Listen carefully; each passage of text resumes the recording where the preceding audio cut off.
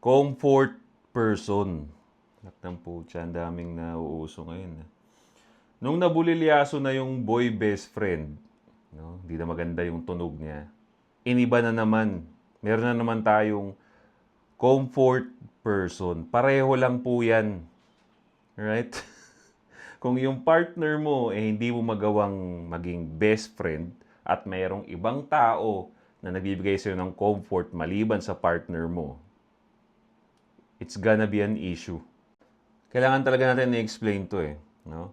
Kasi kung isa kang tao na naghahanap ng comfort person, lugi yung ka-relationship mo dun. Biruin mo, pag magka-relationship kayo, both negative at positive attitude nare-receive nyo sa isa't isa.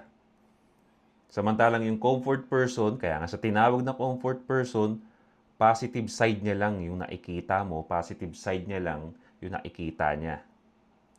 So, bilang tao, ang nature natin, we lean towards to comfort, we lean towards the happiness. Doon pumapasok yung cheating. Laging ganyan na nangyayari.